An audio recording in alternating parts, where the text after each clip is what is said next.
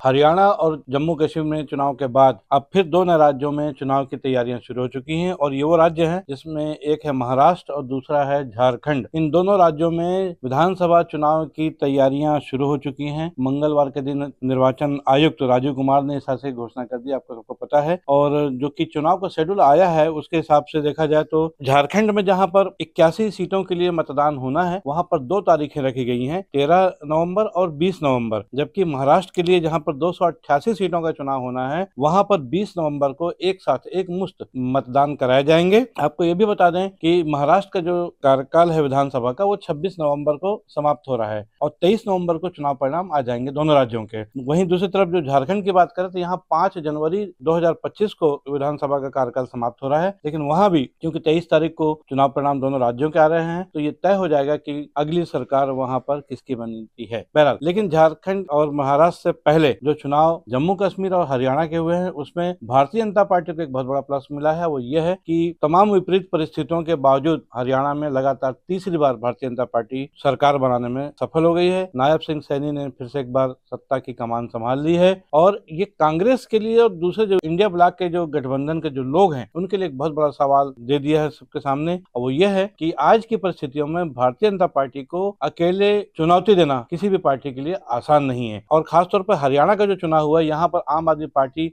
और कांग्रेस का गठबंधन होना था लेकिन नहीं हो पाया और ऐसा लग रहा था कि कांग्रेस को कि वो अपने दम पे हरियाणा में भारतीय जनता पार्टी को चित कर देगी और इसमें वो फेल हो गई। अब जबकि महाराष्ट्र और झारखंड में चुनाव की घोषणा हो चुकी है, एक बार फिर जो विपक्षी गठबंधन है मतलब उसके लिए जो बीजेपी भी ऑलरेडी गठबंधन में चल रही है, एनडीए जो बना हुआ भारतीय जनता पार्टी का उसमें बहुत सारी पार्टियां हैं, सब जानते हैं आप लोग। आज हम बात करें सिर्फ 2 राज्यों की जिसमें महाराष्ट्र और झारखंड है। इसमें देखा जाए तो भारतीय जनता पार्टी के साथ यहाँ पर शिवसेना एकनाथ शिंदे गुट है, वहाँ अजित पवार का जो गुट है एनसीपी का वो साथ में है। 2022 में जो कुछ भी हुआ था और 2023 में जून 2022 में एकनाथ शिंदे ने शिवसेना से बगावत करके अपने बहुत सारे विधायक तोड़ दिए थे और वो भारतीय जनता पार्टी के साथ गठबंधन में चले गए थे। और उसके लगभग 1 साल बाद मतलब जून 2023 में अजित पवार ने अपने चाचा शरद पवार से किनारा करके अपने विधायकों को लेकर वो भी अलग हो गए थे, वो भी भाजपा के साथ जुड़ गए थे। तो अब देखा जाए जो पिछला चुनाव था महाराष्ट्र का उसमें भारतीय जनता पार्टी, कांग्रेस, एनसीपी और शिवसेना ये 4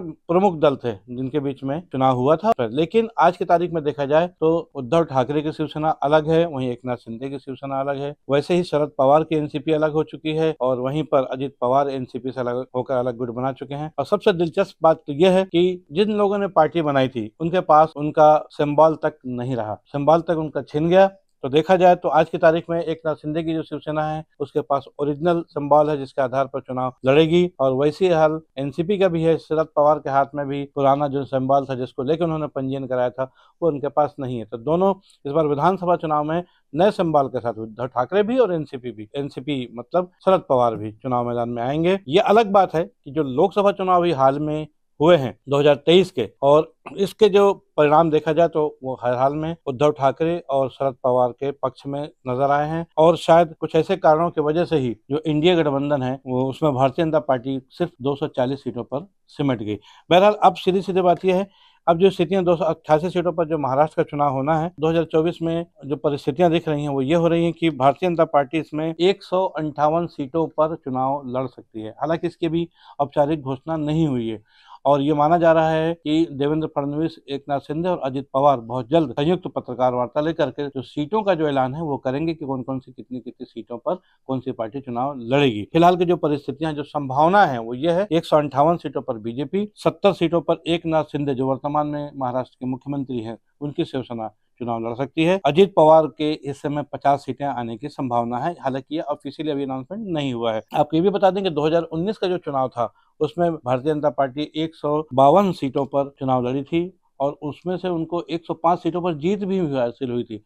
यदि देखा जाए जो अविभाजित एनसीपी थी या अविभाजित शिवसेना थी और प्लस कांग्रेस, ये तीनों पार्टियों के मुकाबले भारतीय जनता पार्टी सबसे बड़ी पार्टी थी। ये अलग बात है कि उस समय जो तत्कालिक परिस्थितियां थी उनके अनुसार जो पहले जो हुआ कि 23 नवंबर 2019 को जब देवेंद्र फडणवीस के साथ अजित पवार ने समझौता किया था और देवेंद्र फडणवीस ने बतौर मुख्यमंत्री दूसरी बार शपथ ली थी और अजित पवार उप मुख्यमंत्री बने थे, लेकिन मात्र 80 घंटे के अंदर ही अजित पवार ने पाला बदल लिया था और वे महाविकास अघाड़ी में शामिल हो गए थे। जिसकी वजह से देवेंद्र फडणवीस को तब रिजाइन करना पड़ा था मुख्यमंत्री पद से।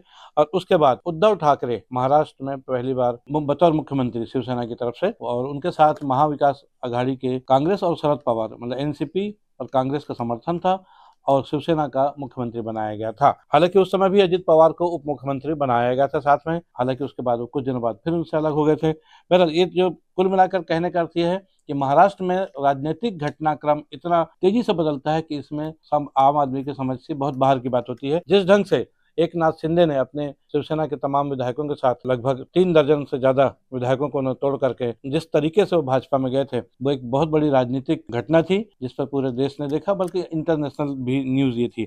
अब एक बार फिर जबकि महाराष्ट्र में चुनाव होने हैं, तो इस समय जो वहाँ प्रमुख मुद्दा है वो आरक्षण का है, और उसमें जो स्थितियां हैं आरक्षण के मुद्दे पर तमाम तरह की राजनीति इस समय चल रही है। किसानों की समस्याएं भी है वहाँ पर, और ये माना जा रहा है कि किसानों के मुद्दे इस बार सभी राजनीतिक पार्टियों के लिए बहुत ही बड़े चुनावी फैक्टर साबित हो सकते हैं। देखना यह है कि दो धड़ों में बटी हुई एनसीपी और शिवसेना के जो मुख्य जनता का उन पर क्या प्रभाव पड़ता है। आपको याद होगा कि लोकसभा चुनाव के समय निसंदेह ये कहा जाए कि शायद सिंपैथी वोट थे, और उसमें उद्धव ठाकरे और शरद पवार दोनों के लिए प्लस था। लेकिन अब चूंकि विधानसभा चुनाव है और ये तय है कि विधानसभा चुनाव से पहले बहुत सारी पार्टियों में दल बदल भी होता है, ये माना जा रहा है कि हो सकता है कि आने वाले समय में, क्योंकि अब ज्यादा समय भी नहीं रह गया है, 13 तारीख को पहले चरण का मतदान होना है, हालांकि वो झारखंड में है, और 20 नवंबर को एक मुश्त महाराष्ट्र में चुनाव में वोट डालने हैं। आज 17 तारीख है अक्टूबर की।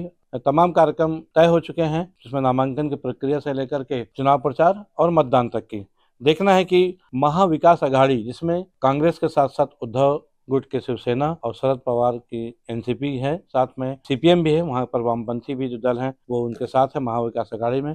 वहीं दूसरी तरफ महायुति सरकार है, जिसमें भारतीय जनता पार्टी के अलावा एकनाथ शिंदे की शिवसेना और अजित पवार की एनसीपी शामिल है। और ये तो तय है कि आज की परिस्थितियों में कोई भी पार्टी अकेले चुनाव लड़ना नहीं चाहती, सबको अपना हश्र मालूम है। सवाल ये है कि देखना है कि इस बार के चुनाव में परिणाम क्या होता है, क्योंकि भारतीय जनता पार्टी ने जो हरियाणा का चुनाव जिस ढंग से जीता है उससे उसके हौसले बढ़े हुए हैं। कुछ योजनाएं भारतीय जनता पार्टी ने लागू की हैं, जिनमें खासतौर पर लड़की बहन योजना, युवाओं को भत्ता, ये जो चीजें हैं इन्होंने महाराष्ट्र के लिए कुछ हथकंडे कहा जाए या कि लोभ लालच कहा जाए, उन्होंने रखे सामने।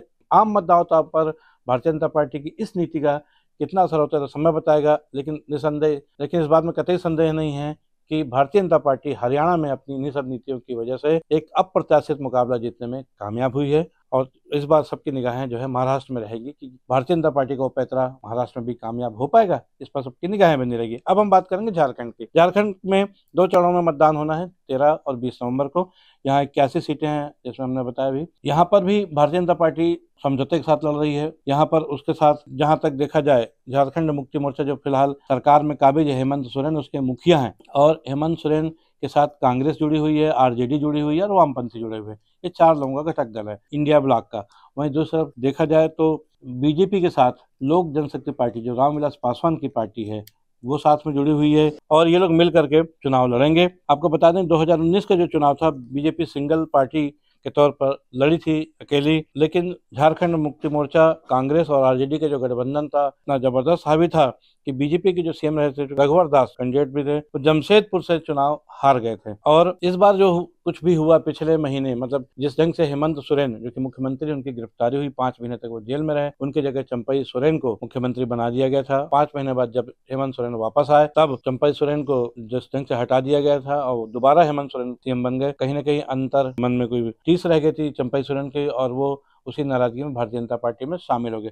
भारतीय जनता पार्टी के लिए झारखंड में एक नया अवसर ये आ रहा है कि झारखंड में भारतीय जनता पार्टी इस बार नई नीति के साथ चुनाव लड़ रही है, क्योंकि उनके साथ चंपई सोरेन भी है, और चंपई सोरेन एक आदिवासी नाम है और वो झारखंड मुक्ति मोर्चा का एक हिस्सा रहे हुए हैं, एक बड़ा नाम है। और आज की तारीख में भारतीय जनता पार्टी चंपई सोरेन के माध्यम से एक बार फिर झारखंड के आदिवासी वोट बैंक में सेंध लगाने का प्रयास करेगी। सवाल यह है कि क्या वो अपने इस प्रयास में कामयाब हो पाएगी। और वहीं झारखंड मुक्ति मोर्चा जो कि हेमंत सोरेन का है, उसमें वो भी इस दफे जो हवाएं चल रही है चुनाव की, उसमें ये माना जा रहा है कि उन्होंने एक मुद्दे पर जरूर चलेंगे कि बीजेपी और केंद्र सरकार ने झारखंड मुक्ति मोर्चा की सरकार को गिराने का प्रयास किया, जो कि असफल रहा। इस बात में कोई दो राय नहीं है। जिस ढंग से दिल्ली में मुख्यमंत्री अरविंद केजरीवाल की गिरफ्तारी हुई, जिस तरह से झारखंड में ईडी को लेकर के और कोयले के मामले को लेकर के जिस ढंग से हेमंत सोरेन को गिरफ्तार किया गया, 5-5 महीने ये लोग जो दोनों ही मुख्यमंत्री जेल में बंद थे, तो कहीं न कहीं पर सरकारों के ऊपर खतरा तो आया था। लेकिन संयोग कहा जाए कि दोनों ही पार्टियां अपनी अपनी सरकार बचाए रखने में कामयाब हो पाई थी।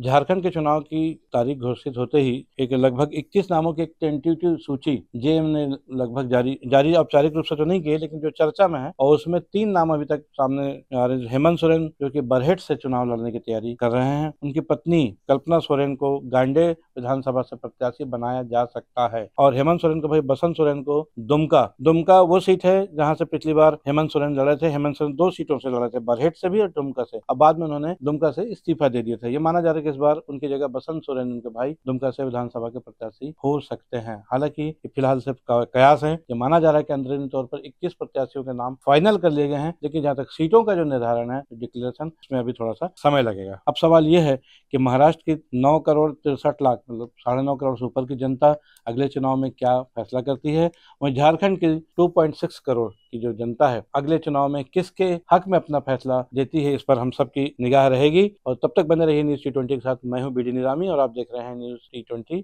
आज के लिए बस इतना ही। हमारी ये खबर झारखंड और महाराष्ट्र के चुनाव से संबंधित आपको कैसी लगी, इस पर अपनी राय अवश्य दें। हमारे कमेंट्स बॉक्स में जाकर के अपने विचार जरूर दें और सब्सक्राइब का बटन दबाना न भूलें। नमस्कार।